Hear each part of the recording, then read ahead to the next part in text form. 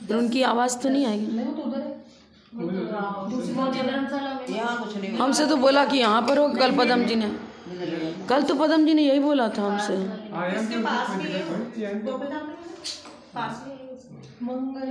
मंगलम भगवान वीरो मंगलम गौतमो गणे मंगलम कुंद कुंदाद्यो जैन धर्म सर्वमंगल मांगल्यम सर्वकल्याणकारकम प्रदानं सर्वधर्माणां जैनं जयतु शासनं जैनं जयतु शासनं। जय बोलो श्री अनंतानंद परम सिद्ध भगवान की 1008 चिंतामणि पार्श्वनाथ भगवान की, परम पूज्य आचार्य श्री आदिसागर जी महाराज की जय, परम पूज्य आचार्य श्री शांति सागर जी महाराज की जय, परम पूज्य प्रथम गणनियारिका रत्न श्री 105 विजयमती माता जी की जय, जैन धर्म की जय, जिनवानी माता की जय, परम पूज्य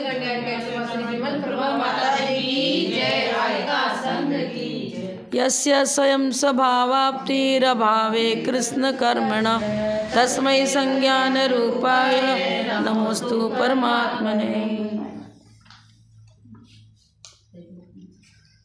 लाइट एक और जला लो ना, इधर वाली बी लिखा है ना जिसमें। अच्छा वो तो लाइट चली गई, इसका मतलब ठीक है चली गई होगी। और किसको चाहिए तो ले लो। कितने नंबर का? 23। अज्ञानोपास्तिरज्ञानम ज्ञानम ज्ञानी समाश्रय ददाति यत्तु यस्यास्ति सुप्रसिद्धमिदं वचः। अज्ञानोपास्तिरज्ञानम ज्ञानम ज्ञानी समाश्रय ददाति यत्तु यस्यास्ति सुप्रसिद्धमिदं वचः। अब बता रहे जिसके पास जो वस्तु है वो उसको वही देता है। अज्ञानी की उपासना करोगे तो अज्ञान मिलेगा, ज्ञानी की उपासना करोगे तो ज्ञान मिलेगा। ददाति यस्तु यस्यास्ति, यत् माने जो, यस जिसके पास जो है वही उसको दे पाता है। सुप्रसिद्धम इदम वचः, यह वचन लोक प्रसिद्ध है। अब यहाँ अज्ञान और ज्ञान की बात क्या है? ऐसा नहीं कि इसको अक्षर ज्ञान नहीं वो अज्ञानी है, पढ़ना लिखना नहीं आता है वो अज्ञानी, ये चीज़ नहीं लेना पड़ेगा। मिथ्यात्व सहित ज्ञान को, चाहे वो इंजीनियरिंग कर ले, डॉक्टर बन जाए, बड़ा बड़ा प्रधानमंत्री बन जाओ, कोई बड़े बड़े पोस्ट पर क्यों ना हो, लौकिक शिक्षण को यहाँ महत्व दिया ही नहीं है। यहाँ तो मिथ्या ज्ञान को अज्ञान और सम्यक ज्ञान को सुज्ञान सज्ञान। हाँ, अब मिथ्या ज्ञान किसको कहेंगे? मिथ्यात्व का उदय तो है, साथ साथ अनंतानबंधी कषाय का उदय। हाँ, कषायों के उन्मूलन के बिना ज्ञान सम्यक ज्ञान नहीं हो सकता। मिथ्यात्व को भी मजबूत बनाने वाला अनंतानबंधी कषाय। कषाय से स्थिति और अनुभाग बंद होता है। अब कषाय नहीं रहे तो मिथ्यात्व की स्थिति कहाँ से पड़ेगी? स्थिति और अनुभाग किससे पड़ेगा? कषाय से। तो मिथ्यात्व की जो स्थिति पड़ी, अनुभाग शक्ति पड़ी, कषाय कारण पड़ी। मतलब जैसे कि कोई बहुत कमज़ोर चीज़ है, दीवार है, आपने खड़ी कर दी, प्लास्टर नहीं किया, सीमेंट पूरा डांठे से नहीं किया तो दीवार ढह जाएगी। ईंट पर ईंट खाली खड़ी कर दी मान लो आपने, और उसमें कुछ भी जमाने का प्रयास नहीं किया, ढह जाएगी। तो ये हमारे संसार को मजबूत बनाने वाले चारों गति में जो परिवर्तन कराने वाली चीज़ है, मिथ्यात्व तो है, लेकिन उस मिथ्यात्व को पुष्ट करने वाला कषाय है। ये चीज़ है टिकाने वाला। मेहमान आया और चला गया तो कोई मतलब नहीं रहा, टिकाने वाली चीज़ है। और मिथ्यात्व भी मोहिनी कर्म का ही भेद है और कषाय मोहिनी कर्म का ही भेद है। तो मोहिनी तो जहर है ही है, जहरीला तत्व है। हमारे आचार्यों ने दर्शन मोहिनी को लिया है, हालाहल विष की उपमा दी है, और चारित्र मोहिनी को क्षोभ बताया। मैंने जैसे कि हल्की फुल्की कोई नशीला चीज़, चाय पी लिया आपने, कोदो का धान बताया नशीला, तो उस क्षोभ पैदा करता है। लेकिन मिथ्यात्व तो बिल्कुल हलाल विष के समान घात करने वाला, शराब की तरह। येन तत्वं विबुध्यते येन चित्तम निरुध्यते येन आत्मा विशुद्धते तज ज्ञानम जिन शासने। ये बता रही मैं कि ज्ञान की परिभाषा, ज्ञान और कहते किसे हैं? मान लो आपका ज्ञान, येन तत्वम विबुध्यते, जिनसे निज आत्म तत्व का ज्ञान हो, येन चित्तम निरुद्धते, मन पर कंट्रोल करने की कला जो सिखावे, येन आत्मा विशुद्ध थे, जिससे निरंतर उत्तर परिणामों की विशुद्धि बढ़े, उस ज्ञान को सम्यक ज्ञान कहेंगे। मान लो आपने मात्र अपना स्वाध्याय किया, जैन धर्म की पुस्तक ही पढ़ी, लेकिन पढ़ रहे हो, डाइजेस्ट नहीं कर रहे हो, तो अक्षर ज्ञान मात्र से द्रव्य सूत्र को लेने मात्र से भी ज्ञान नहीं होगा। भाव सूत्र का मतलब कषायों का उन्मूलन करने की प्रक्रिया जिसने सीख ली है वो ज्ञान है। तत्वम विबुद्धते, निज आत्म तत्व का ज्ञान जो करावे, जिससे मन पर कंट्रोल करने की कला सीखने को मिले और जिससे विशुद्धि उत्तरोत्तर बढ़े, उस ज्ञान को ही सम्यक ज्ञान कहेंगे। और ये चीज़ नहीं है पंचेंद्र विषय भोगों में। अब अन्य मतों में क्या है, खाली बस देवांगनाएं मिल जाएंगी, स्वर्ग सुख मिल जाएगा। उनके जो वेद पुराण है उसमें हम लोगों का तो कोर्स में था, मेरे तो फिलॉसफी थी, उसमें षड दर्शन था, तो ऋजुर्वेद, अथर्ववेद, सामवेद, ये सब हम लोगों ने एग्जाम दिया। बस यही है कि इस प्रकार से ब्रह्मा जी विष्णु जी की उपासना करो, स्वर्ग मिल जाएगा, दिव्य सुख मिलेगा, बस यही है। उसमें मोक्ष की तो चर्चा ही नहीं है, और मोक्ष किसे कहते हैं वो जानकारी भी नहीं है। ये चीज़ इसका अर्थ हो गया ना पूरा। परिषाद्य विज्ञानादाश्रवस्य निरोधिनी, जायते ध्यात्म योगेन कर्मणामाशु निर्जरा।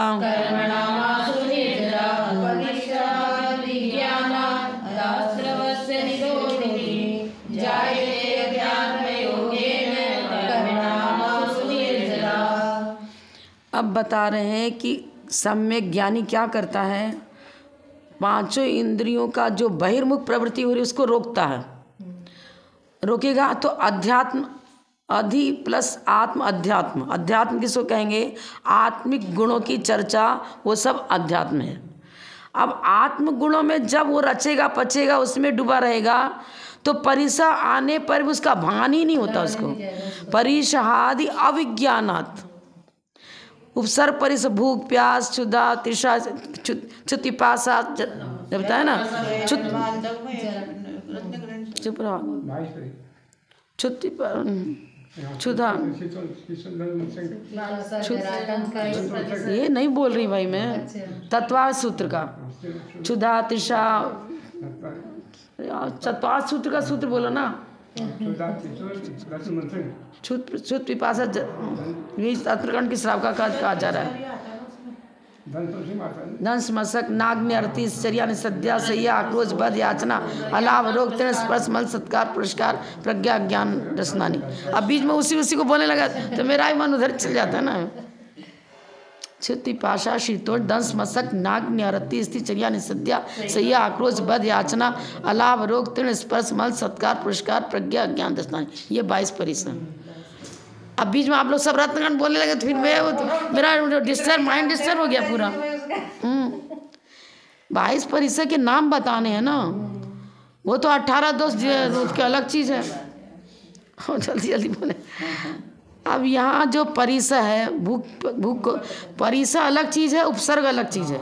उपसर्ग में तो दूसरों के द्वारा हाँ डाला गया परिसर, और ये प्राकृतिक जो चीज़ है, हाँ कर्म के उदय से, साता असाता के उदय से, असाता के उदय से परिसर हुआ। वेदनी कर्म के उदय से क्षुधातिशा परिसर होती है। तत्वार्थ सूत्र में सब अलग अलग दिया है। ज्ञान परिसर किस प्रकार है, ज्ञान पर सब अलग अलग चीज़। तो अब वो परिसर जय मतलब अपने कर्म के उदय से हमें जो बाधक सामग्री प्राप्त होती है, उस बाधक सामग्री के प्राप्त होने पर भी व्याकुल नहीं होना, क्षोभ नहीं पैदा होना, दुखी नहीं होना, तो परिसर जय हुआ। अब ये परिसर जय तो बहिर्मुख प्रवृत्ति से तो होगा ही नहीं। एक मच्छर भी काटने लगा तुरंत नर उपयोग जाएगा, बहिर्मुख प्रवृत्ति हो रही ना, शरीर की तरफ ध्यान है। आप ऐसे देख लेना, कभी कभी ऐसा होता है कि आप किसी काम में इतने बिजी हो गए कि आपको पता ही नहीं चलता है कि मुझे भूख लगी कि प्यास लगी। काम में लगे हो, घर में शादी है, विवाह है, कोई विशेष कार्यक्रम चल रहा है, खाने का समय ही नहीं मिला, दुकान में अधिक ग्राहक आ गए, उसमें एडजस्ट रहे, भोजन का समय निकल गया और कोई भूख का अनुभव ही नहीं हो रहा।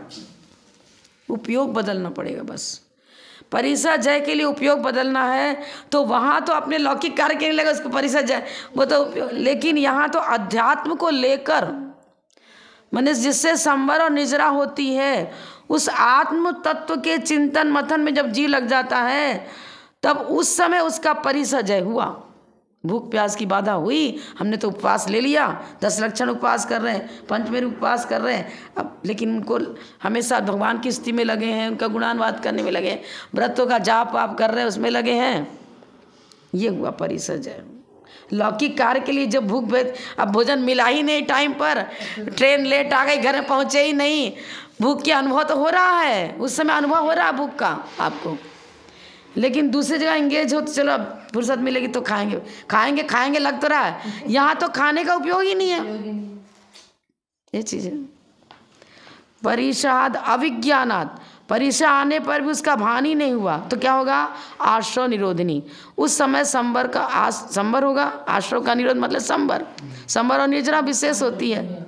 अध्यात्म योगेन, अध्यात्म का योग क्या? मन वचन का है। मन वचन काय तीनों को एक लय करके, उनका एकीकरण करके जब यह जीव मात्र आत्मस्वरूप में डुबकी लगाता है, उसी में अपने मन को रोके रखता है, तब संवर और निजरा होती है। ये चीज आत्म ध्यान का फल बता रहे हैं। इतना प्रयास करना पड़ेगा तब संवर और निजरा होगी। हर समय बहिर्मुख प्रवृत्ति रहती है, अंतर्मुख प्रवृत्ति साथ जाप करने के समय बन जाए तो बहुत बड़ी बात है।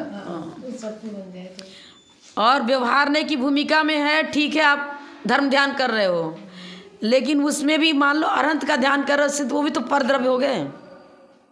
स्वयं का करो तब उसको भी हमारे आचार्य कहते पर चिंता हो गई। वो तो पर में ठीक है, लेकिन एक नाव पर बैठे हैं, नाव हमें पार ही कराएगी, तो नाव पर इसलिए नाव पर बैठे तो नाव एक अलग चीज़ हो गई और आप अलग चीज़ हो गए। तो जिन्हें भगवान सुदृढ़ नौका है उनकी भक्ति पर मात भगवान तुम हमें मोक्ष पहुँचा दो, तुम्हें मोक्ष पहुँचा दो, तुम मेरा भला करो, तुम मेरे सुखशाता पैदा कर दो। नहीं पैदा करेंगे। रटने से भगवान का नाम रटने से पुण्याश्रव होगा जरूर, लेकिन आपका पुण्याश्रव मात्र जिनेंद्र के गुणानुवाद में लगा। जिन दर्शन से निज दर्शन नहीं हुआ, जिन दर्शन से निज दर्शन नहीं हुआ तो मात्र स्वर्ग चले जाओगे, फिर मनुष्य बन जाओगे, फिर यहाँ आ जाओगे, फिर स्वर्ग चले जाओगे। लेकिन जो आत्म ध्यान का फल संवर और निजरा और मोक्ष बता रहे, वो तो जिन दर्शन से निज दर्शन पर आना पड़ेगा। भगवान तुम जैसे वैसे मैं भी हूँ, ऐसा करते करते बिल्कुल अपने जैसे वो मेसम करते करने लग गया। फिर क्या मनुष्य रट ले भाई, इतना एक लय हो गया ना। यहाँ भी बता रहे अध्यात्म योग है ना, मैंने अपने मन वचन काय को इतना एक लय कर लो कि बस आपको बाहर चीज़ों की उपस्थिति का भान भी ना हो। कितना मतलब इतनी एकाग्रता चाहिए। मन जिस ओर लग जाता है उस समय उसके सिवा अन्य बातों का अनुभव नहीं होता। ये तो आप रोज में भी देख लो ना, मोबाइल से कोई से बात कर रहे हो, अब बीच में कोई दूसरा आदमी अपनी बात कह गया और चला भी गया तो उपयोग छद्मस जीव का उपयोग एक ही तरफ लगेगा। जिस समय बोल रहे हैं उस समय सुन नहीं सकते, जिस समय सुन रहे हैं उस समय बोल भी नहीं सकते। आप बात करो बोल रहे हो, कई बार विनीता अपना कुछ कहकर जाल जाते, अरे मैं उस दूसरे से बात कर रही हूँ, तुम्हारे कैसे सुन लूँ। जब जीवा इंद्री काम करे मतलब रसना इंद्री काम करे और बोलने की तरफ उपयोग है। वचन योग जिस समय चल रहा है उस समय वचन योग ही रहेगा, अन्य योग नहीं रहेगा, सुनना नहीं बनेगा, कान का विषय हो गया वो। ये सिद्धांत है, न्याय ग्रंथ में ऐसा बताया है कि पांचों इंद्रियों में से एक समय एक ही इंद्री की तरफ हमारा उपयोग लगेगा, पांचों इंद्रियों में एक साथ अपना उपयोग इंगेज नहीं हो सकता। सिद्धांत है ये तो। उस समय अन्य बातों का अनुभव नहीं होता। तदनुसार जब चित्त आत्मचिंतन में लग जाता है तब मन का उपयोग अपने शरीर की ओर नहीं जाता, जब शरीर की ओर गया ही नहीं तो सुख दुख की अनुभूति क्या होगी? नहीं हो सकती।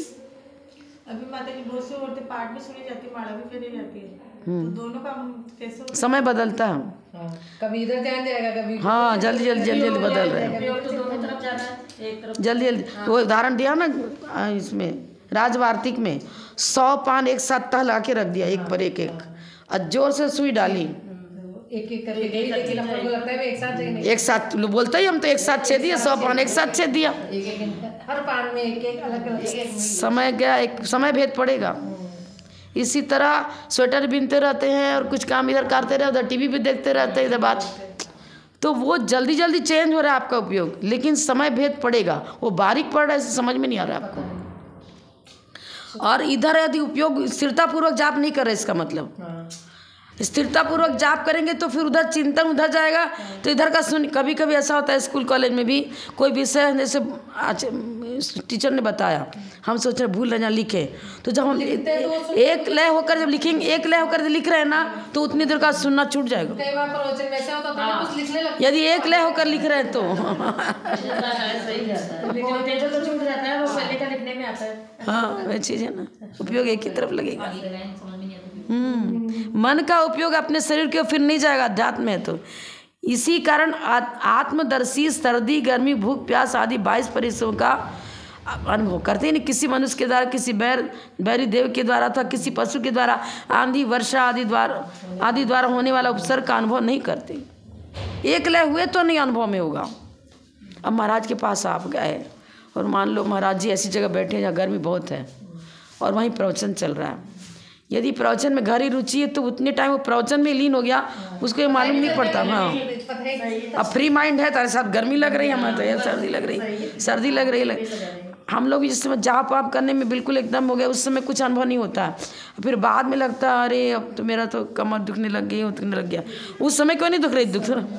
सिर दर्द था, लेकिन सिर दर्द का अनुभव उस समय नहीं हो रहा जिस समय कहीं किस दूसरी जगह एंगेज हो, चाहे बात करने में एंगेज हो, कोई सहेली आ गई पकवान मिष्ठान बनाने के चर्चा करने में लग गया, नहीं दुखता।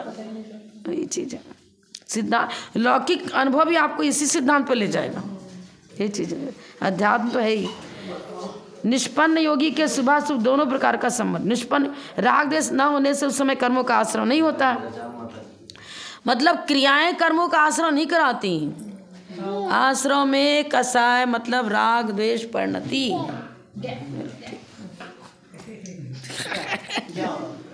चलो ठीक है। ऐसा है कि आप मान लो आहार, साधु को ले लो, मुनिराज आहार कर रहे हैं तो आहार संज्ञा है, तो आहार संज्ञा तो राग पूर्वक होगी, तो उनको आश्रय होना चाहिए, उसी प्रकार बंद भी होना चाहिए। पर आचार्य महावीर जी महाराज से एक प्रश्न किया था बड़ी माता जी ने कि मुनिराज यदि आहार कर रहे हैं तो जिस समय उनका आहार में उपयोग है उस समय संजोन कसाय का उदय मानना पड़ेगा, तत्संबंधी अनुराग है।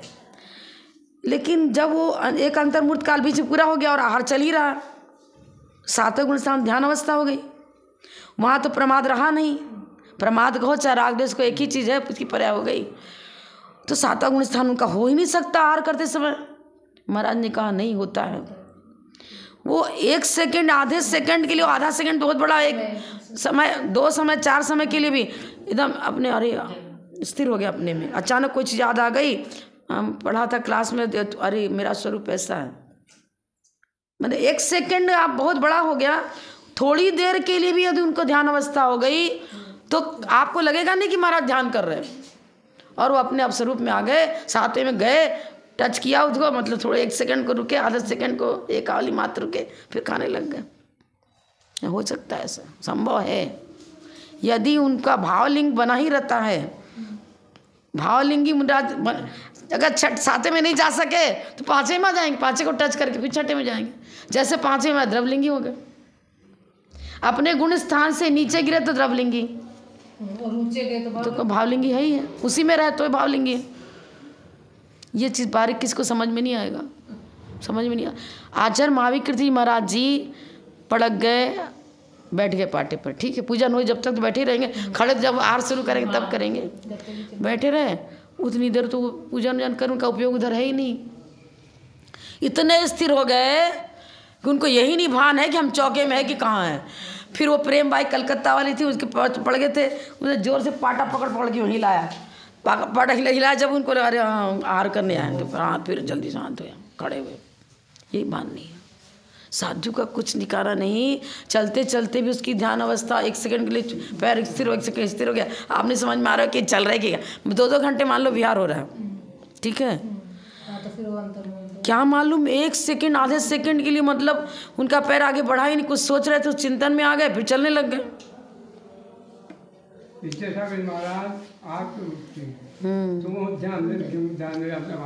आचार्य महाविकृति महाराज का भी यही था, आचार्य विद्यासागर महाराज जी।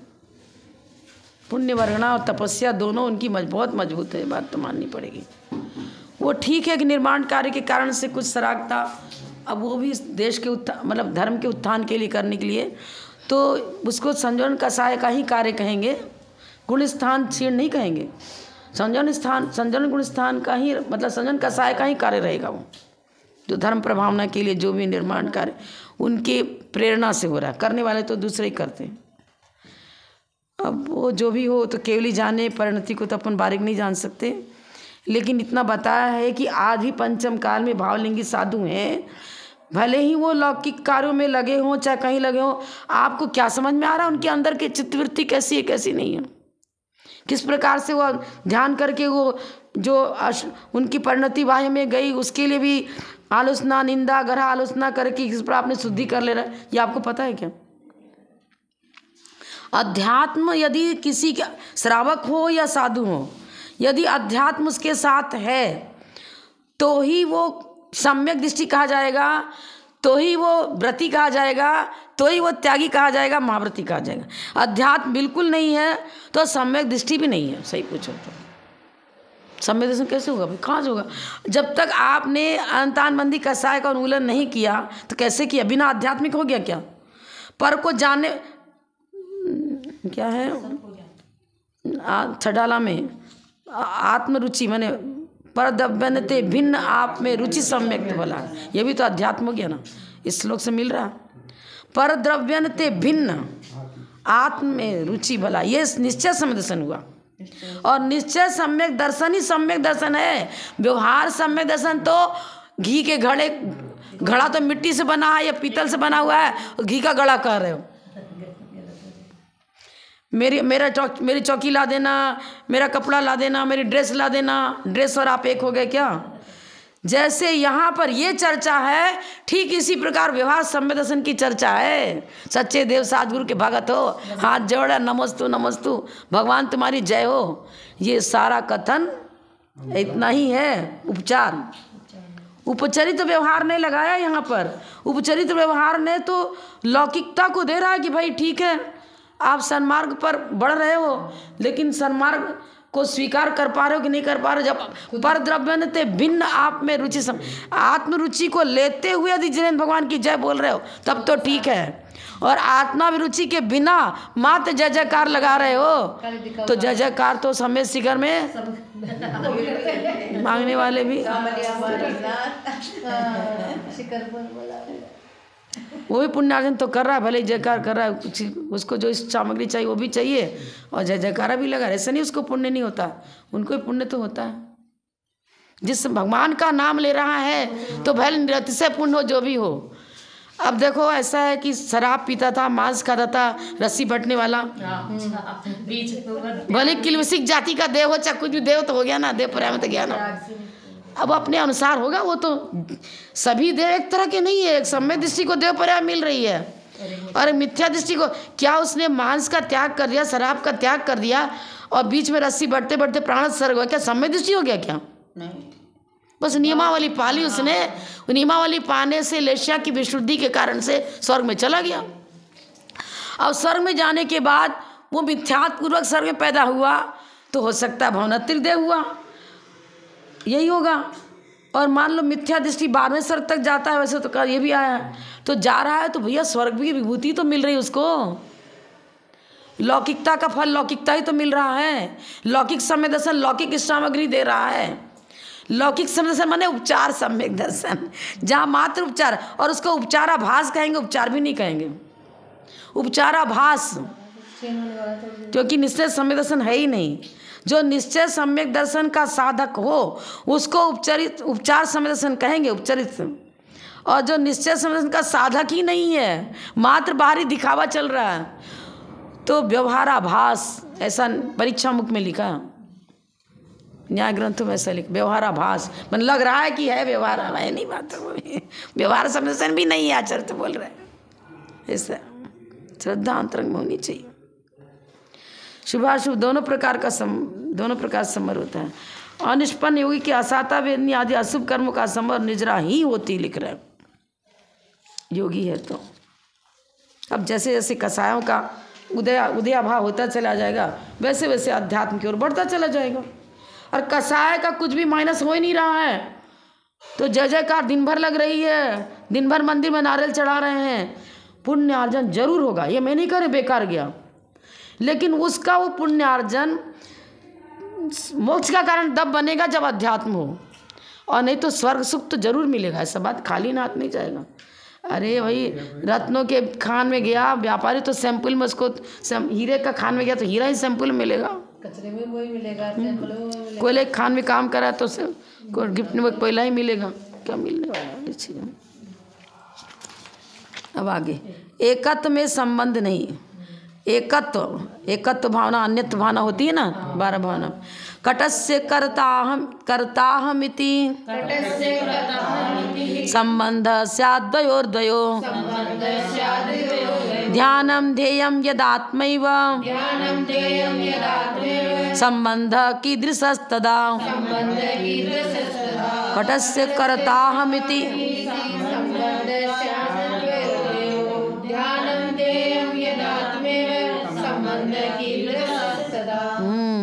जहाँ ध्यान ध्याता ध्येय को न भेद विकल्प भेद न, जहाँ ध्यान और ध्याता का भेद विकल्प जहाँ न हो, वही चर्चा यहाँ भी।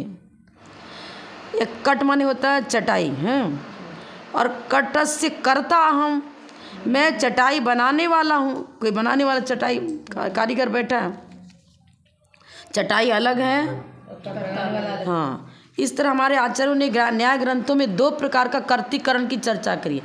एक अविभक्त कर्तीकरण और एक विभक्त कर्तीकरण। अविभक्त कर्तीकरण और विभक्त कर्तीकरण। यहाँ पर विभक्त कर्तीकरण की चर्चा, चटाई अलग है बनाने वाला।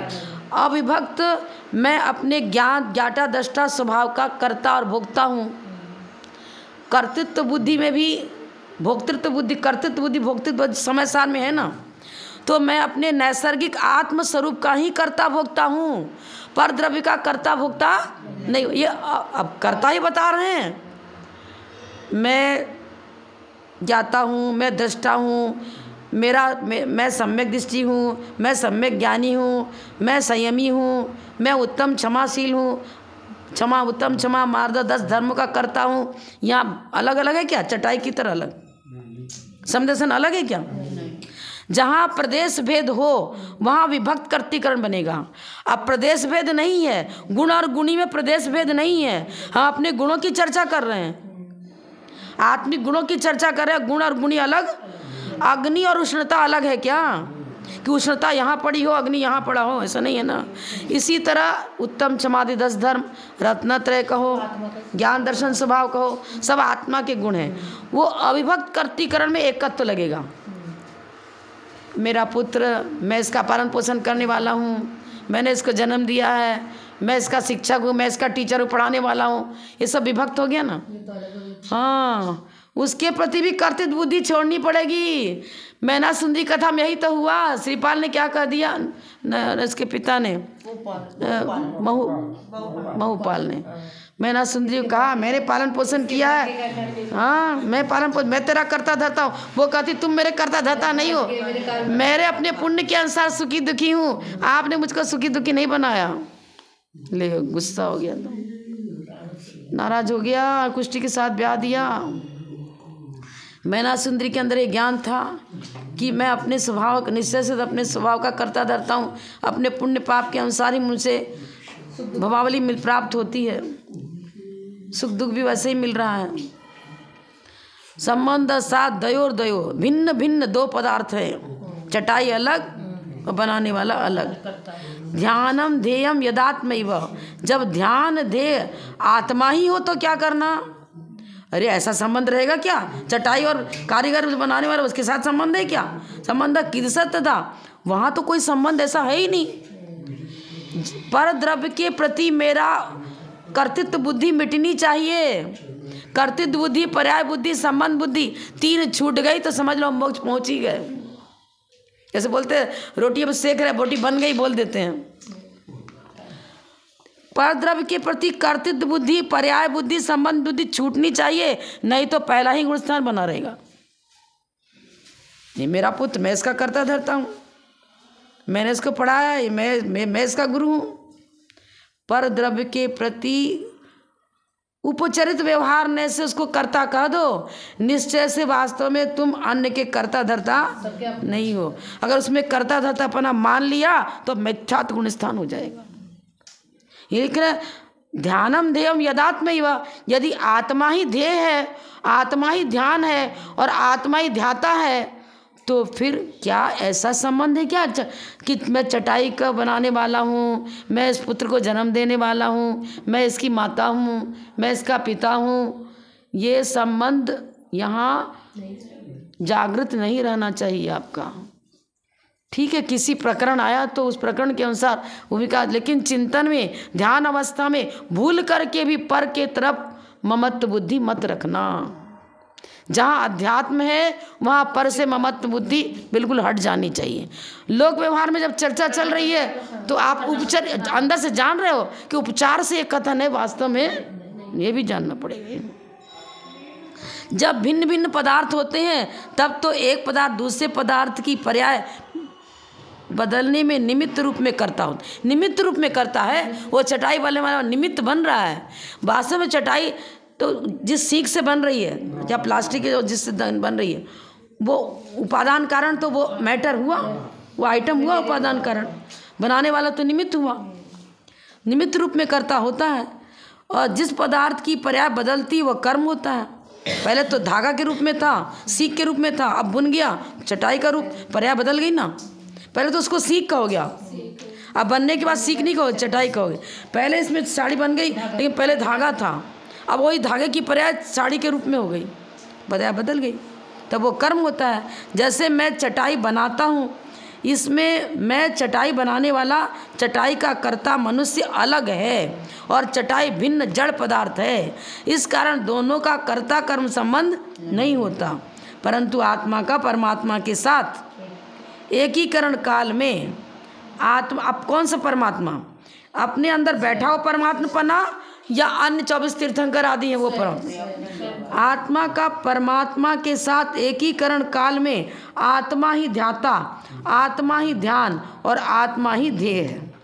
अब ले मान लो आप अरहंत का ध्यान कर रहे हो, लेकिन ध्यान करते समय सादृश्य की अपेक्षा चर्चा चली। आप जैसे वैसे मेरा, आप दर्पण को देखने के लिए दर्पण के सामने नहीं गए थे, दर्पण के माध्यम से अपने को देखने के लिए गए थे। तो निमित्त बनाए अरहंत को, उनका आधार लेकर के उनके वितराग छवि को देखा, मुद्रा को, प्रतिमा को देखा, वो निमित्त मिले तो मेरे अंदर वैसे भाव जगे। अब फिर वही चीज़ हो गई, दर्पण के सामने अरहंत भगवान समझ लो दर्पण की तरह आत्मस्वरूप को झलकाने में वो निमित्त बन रहे हैं, सहकारी कारण बन रहे हैं। तो इस तरह से अपने में आना पड़ेगा। उस स्थिति में तो निश्चय समदर्शन से आत्मा ही ध्याता, आत्मा ही ध्यान और आत्मा ही ध्येय हुआ। निमित्त पकड़ लिया जिनेन्द्र देव का, उसमें किसी प्रकार का संबंध नहीं है, प्रदेश भेद नहीं, प्रदेश भेद पूर्वक संबंध नहीं है, अविनाभाव संबंध। जैसे अग्नि और उष्णता का, उष्णता अलग हो अग्नि अलग, ऐसा नहीं। इसी रत्नत्रय अलग हो और आत्मा अलग हो, ऐसा नहीं है। और ध्याता ध्यान ध्येय भी वही है।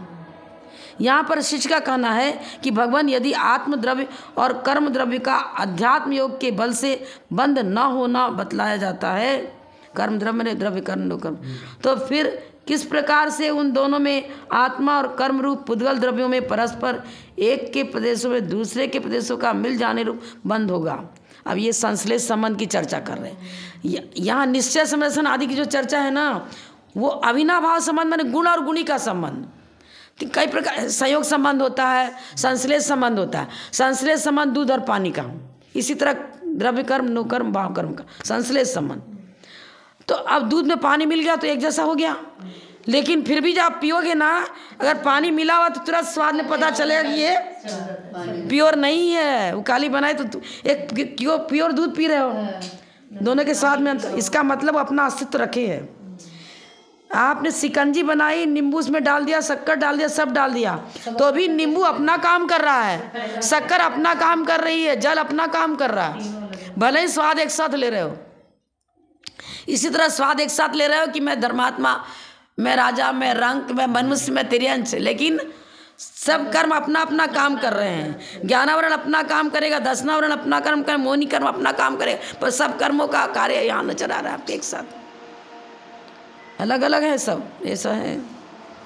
ये लिख रहे एक संश्लेष संबंध अलग चीज़ है। अब बंध की चर्चा करेंगे कि बंध किससे होता है। अब संवर और निद्रा की चर्चा कर ली। बंध का प्रतिपक्षी संपूर्ण कर्मों की विमुक्ता अवस्था रूप मोक्ष भी जीव को कैसे बन सकेगा। अब आप तो यहाँ पर कर्मों का एक में एक मिल जाना कर, अरे मिल कर के भी स्वरूप भेद बनाए हुए, स्वरूप एक नहीं हो गया, स्वरूप तो अलग ही है। हमारे आचार्य ने बताया कि एकेंदी पर्याय में पड़ा हुआ निगोदिया जीव भी कर्मोपाधि निरपेक्ष शुद्ध द्रव्यार्थिक नय से सिद्धवत स्वरूप को नहीं खोया। कीचड़ में सोना गिर गया तो सोना कीचड़ नहीं बन गया, कीचड़ कीचड़ है, पर उसमें डूबा हुआ तो कीचड़ में डूबा है, इसलिए उसकी कांति नजर नहीं आ रही, लेकिन स्वरूप है। निकालो, प्रयास करो, धो, साफ करो, निखर जाएगा। इसी तरह तुम्हारे अंदर भी अध्यात्म छिपा हुआ है, और बंध के कारण से ज्ञानावरण दशनावरण चट्टाने पड़ गई, अब वो ज्ञान ज्योति जो है, आत्म ज्योति छिप गई। ये है अविनाशी सुख का कारण होने से योगियों के द्वारा प्रार्थनी हुआ करता है, फिर भी मोक्ष सुखी प्रार्थनी है। कर्म एक में एक संश्लेष संबंध को प्राप्त हो गया तो हमारा स्वरूप बिल्कुल अभाव नहीं हो गया, आत्म द्रव्य का अभाव नहीं हुआ। कीचड़ में पड़ा है तो सोने का अभाव नहीं हुआ। चीज़ एक और पढ़ सकते हो इसे। बद्धते मुच्यते जीव सममो निर्मम क्रमात् तस्मात् सर्व प्रयत्नेन निर्ममत्वं विचिन्तयेत्।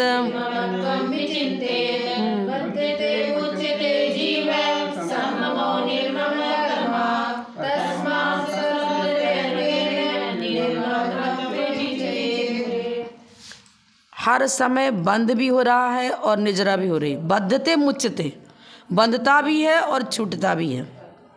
जैसे मान लो कोई सम्यक दृष्टि है, चतुर्थ गुण स्थानवर्ती है, श्रावक है, अब वो अप्रत्याखांड कसाय के उदय से और तद्रूप रागदेश परिणति हो रही है। अप्रत्याखांड कसाय के उदय से उसकी जितने अंश में रागदेश परिणति हो रही है उतने अंश में तो बंध को प्राप्त हो रहा है, लेकिन मिथ्यात्व का उदय न होने से, अनंतान बंधी न होने से उन 41 प्रकृतियों के बंध से छूट भी गया। 41 प्रकृतियों की बंध भी छूटी तो बंध रहित भी है, पर सर्वथा रहित नहीं है। जितने जितने अंश में मोहनी कर्म अपना दुष्प्रभाव छोड़ता चला जाता है, उतने उतने अंश में संवर और निजरा, और जितने अंश में राग द्वेष चल रहा है उतने अंश में बंद। जैसे पांचवें गुण स्थान में क्या बताते हैं, क्या क्या क्या नाम रखा देशव्रति का? वीरता विरत नाम नहीं है क्या? वीरता विरत, विरत भी है और अविरत भी है। इस प्रकार बंध को प्राप्त भी है और संवर भी हो रहा है, दोनों हो रहा है। वीरता विरत, त्रस्त जीवों की हिंसा से विरत है, इसलिए उसको विरत कहते हैं, लेकिन सर्वथा विरत, वीरता विरत, स्थावर जीवों की हिंसा से नहीं विरत है तो अविरत भी कह रहे हैं। अब जितने जितने अंश में आपकी परिणामों की विशुद्धि बढ़ती चली जा रही है उतने उतने अंश में तो संवर और निजरा हो रही है, लेकिन सर्वथा कषाय का अभाव तो हुआ नहीं। बंध भी उसी समय बंध भी हो रहा है और उसी समय निजरा भी, लेकिन जिनका बंध हो रहा है उन्हीं की निजरा नहीं हो रही। पूर्वबद्ध कर्म, पूर्वबद्ध कर्म सविपाक निजरा पूर्वक तो जा ही रहे हैं, साथ साथ विशुद्धि के बल से अविपाक निजरा पूर्वक भी जा रहे हैं। मुनिराज बैठे हैं, उनकी सविपाक निद्रा भी हो रही है और वही विपाक निद्रा भी, क्योंकि जिनका अब आधा काल पूरा हो गया वो तो अपने समय पर उदय में आकर जा रहे हैं। पेड़ में पत्ता पक गया, सूख गया, गिर रहा है, लेकिन जो अभी नवीन पत्ते लगे मजबूत हैं वो तो उसमें टिके हुए हैं। अब पूर्वबद्ध कर्म में सविपाक निद्रा, पूर्वक मुनिराज तो निद्रा ऑटोमेटिक सभी की हो रही है, उनकी भी हो रही है, लेकिन वो तप के बल से क्या कर रहे हैं, 100 वर्ष के बाद जो कर्म उदय में आना था उसको भी वर्तमान में उदयावली में ला करके रख दे रहे हैं। उसको बोलते हैं उत्कर्षण अपकर्षण, तो उसको संक्रमण आदि होता है। तो असाता को साता रूप बदल करके उदय में ला रहे हैं। जैसे कि आपको पेड़ में तो बहुत देर से आम पकता था, कच्चा ही तोड़ के ले आए और गेहूं आदि के नीचे दबा दिया और जल्दी पक गया, तो इसको कहते अविपाक, ने समय के पहले पका दिया उसको। पेड़ में रहता तो देर से पकता। इसी तरह हजारों हजारों वर्ष के बाद जो कर्म उदय में आने वाले थे उसको मुनिराज ने अपने तप के बल से सोना को तपाया, चमकने लग गया। इसी तरह से वो किट्ट कालमा को तप के बल से क्या करते, अविपाक निद्रा उसको कहेंगे। बाद में उदय में आने वाले को साधना से अभी उदय में तो लाए, लेकिन जल्दी खींच करके निकटवर्ती बना दिया। कथानक नहीं आता है, भले ही सही हो जो भी हो, प्रवचन में सुना तो जाता है कि मुनिराज निगोद का निदान कर लेते हैं कि निगोद में जाकर अपने कर्मों को जल्दी जल्दी मैं खपा दूंगा। पूरी बताऊं क्या, प्रवचन बता चुकी थी, ये बताया था मैंने कि कोई देव समोसरण में जा रहे थे, उन्होंने देखा वृक्ष के नीचे जबन प्रांत में मुनिराज बैठे हैं और उनके चेहरे पर बहुत अच्छी कांति आ रही है, बहुत तेजस्वी नजर आ रहे हैं। मैं समोसरण में जाकर पूछूंगा कि महाराज कितना भाव बाकी है, फिर आकर बताऊंगा इनको, तो महाराज खुश हो जाएंगे, निकट भाव इनका दिखता है। पर मुनिराज तो वो तो समोसरण में गया, ये उठ के आ गए, इमली के पेड़ के नीचे बैठ गए। जब पूछा गया उनके विषय में तो दिव्यधनी में ये ज्ञात हुआ कि लौटते समय जिस पेड़ के नीचे बैठे मिलेंगे उसमें जितने पत्ते हैं उतने ही भाव मुनिराज के हैं। अब ये पहुंचा गया तो वहीं, लेकिन पेड़ बदल दिया था इन्होंने। अब माथा टोकने लगा, अरे महाराज तुम काहे को यहाँ बैठ गए, अरे ऐसा क्यों कर रहा है, क्या हो गया। मैं समोसरण में आपकी भवाली पूछ कर आया हूँ, उस समय आप एरंडी के पेड़ के नीचे बैठे थे, थोड़े से पत्ते थे उसमें, और हमारा भगवान ने तो ये बताया कि लौटते समय तो आप इधर क्यों बैठ गए, इसमें बहुत सारे पत्ते हैं। अब जितने पत्ते इसमें है ना उतने बहुत तुम्हारे बाकी हैं। अरे चलो ये तो मालूम हुआ कि मैं भव्य हूँ, अब ये मेरा पुरुषार्थ हम कैसे खपाएं जल्दी जल्दी। उन्होंने अरे जल्दी जल्दी भाव तो एक श्वास में 18 बार, यदि मैं उसमें पैदा हो गया तो मैं बहुत जल्दी खत्म, ले उस समय आयु बंद हो गया। उन्होंने गहराई से सोचा कि यदि मेरे को ये भाव मिल गया तो मैं जल्दी जल्दी भाव खपा दूंगा, ले वही बंद हो गया। चलो, और जल्दी जल्दी भाव खपा दिए और ख़त्म, आ गए फटाफट मोक्ष मार्ग पर आ गए। उससे आता है ना निगोद से आकर के भी, अब कितने आता है ना कि भारत चक्रवर्ती के पुत्र हुए थे, उनका भी कथन आता है कि भाई एक हिंदी पर्याय से ही आए थे, फिर कोई बोलता है गिजाई बन के फिर भरत चक्रवर्ती हुए, किसी पुस्तक में आता है कि निगोद से सीधे इधर आए। अब वो तो आप जानो, हाँ नहीं, एक पुस्तक में और आया था कि निगोद से अभी अपने भगवती आराधना पढ़ रहे थे, उसमें ऐसा आया था, गिजाई कितने से नहीं याद, उन्होंने सीधे निगोद से ही लिख रखा था। अब एग्जैक्ट व्यक्तिगत जो चर्चा होती है ना उसमें अंतर दिखता है, लेकिन सिद्धांत में कोई अंतर नहीं दिखेगा। सिद्धांत तो बता रहा है कि यदि इतर निगोद मतलब एक बार त्रस पर्याय प्राप्त कर चुका है तो वो निगोद से निकलकर सीधे संगी पंचेंदी पर्याय प्राप्त कर सकता है, यदि उसका संसार बोलते ना निकट है तो, माने संसार की कुछ मर्यादा है ना, एक बार समझ प्राप्त कर लिया तो उसकी मर्यादा बन गई। अब भले ही किसी अपराध से निगोद में चला गया, लेकिन उसके जितने भाव के बाद, अब देखो श्रेणिक महाराज ने नरक आयु बांध ली, लेकिन फिर समय सिंह के प्रभाव से अपनी भवाली कितनी काट ली उन्होंने, 33 सागर की आयु वहाँ पार पूरा करते, वहाँ 84 इतना ही कर लिया, यही चीज़ है। तो निगोद में बैठा पुरुषार्थ नहीं कर सकता, लेकिन संगी पंचेंदी पर्याप्त में आने के बाद अपने पुरुषार्थ से मोक्ष की सिद्धि कर लेता है। अंजन चोर विद्युत चोर, क्या गलत काम नहीं किया था क्या इन्होंने, वेश्या सेवन तक कर लिया, इतने पाप का कार्य किया, लेकिन फिर भवाली फिर सुधर गए। तो अविपाक निद्रा की चर्चा करें ना, तो फिर उन्होंने अपने तप के बल से पूरा शेर की पर्याय में बैठा हुआ महावीर भगवान का जीव, मांसाहारी क्रूर, और सलेखना क्या कर लेता है, देखो भूख प्यास की वेदना का उसको अनुभव ही नहीं हो रहा है। भगवान ने बताया है कि तुम तो निकट भव में तीर्थंकर बनने वाले हो और अपने आत्म स्वरूप में लीन हो गया, शरीर से मेरा कोई मतलब नहीं। वो भगवान मतलब मुनिराज जो कह के गए वैसा ही मेरे आत्मा का स्वरूप है, मैं भी शुद्धवत हूँ। ले कहाँ हो गया, बन गया महावीर निकट भव में। परिणाम बदलने में पापी से पापी जीव, जैसे कि पैनी छेनी है ना, वेद विज्ञान की पैनी छेनी, उससे तुरंत पूरे संसार वृक्ष को काट सकता है। और धीरे धीरे रिगड़ता रहे तो बस पूजा पाठ में लगे रहो, क्रिया में ही लगे रहो। अब जानो तुम स्वर्ग जाते रहो, जाने हजारों करोड़ बार स्वर्ग जाओ, फिर मनुष्य बन जाओ, यही करते रहो। अध्यात्म के बिना धार्मिक क्रियाएं विफल चली जाएंगी। अध्यात्म सही था तो ठीक है, ये नहीं धार्मिक क्रिया बिल्कुल। वो तो नाव ही नहीं, नाव पर बैठोगे नहीं तो कहाँ से पहुँचोगे। पर नाव पर किस लिए बैठे, लक्ष्य तो रखोगे कि बिना लक्ष्य के बैठ जाओगे। लक्ष्य यही बनाना पड़ेगा कि मुझे इन क्रियाओं के माध्यम से प्राप्त तो रत्नत्रय को ही करना है और उसी के अनुसार साधना भी करनी है। साधना बिल्कुल ना करो, लड्डू बनाने के लिए कोई आइटम भी नहीं जुड़ाया, सिगड़ी भी नहीं जलाई, कुछ भी नहीं किया, लड्डू खाना है, लड्डू खाना रटते रहो, लड्डू मिल जाए, लड्डू मिल जाए, मिल जाएगा क्या। लड्डू कैसे बनता है वो भी जान रहे हैं, आत्मा कैसे परमात्मा बनेगी खूब पढ़ रहे हैं, मात्र थ्योरी, प्रैक्टिकल में प्रवेश भी नहीं, तो क्या होगा। हाँ, लड्डू गेहूं का लड्डू से पहले गेहूं लाना पड़ेगा, फिर पीसना पड़ेगा, फिर ऐसे छानना पड़ेगा, सब रट रहे, पूरा कोर्स तैयार कर रहे हैं।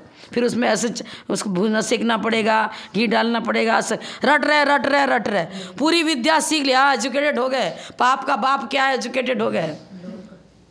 किया कुछ भी नहीं, लोभ में आ गए। पाप का बाप लोभ, सब प्रैक्टिकल में सीखा नहीं कि लोभ को कैसे जीता जाएगा। लोभ को जीतने कला नहीं सीखी तो क्या होगा। चलो टाइम हो गया।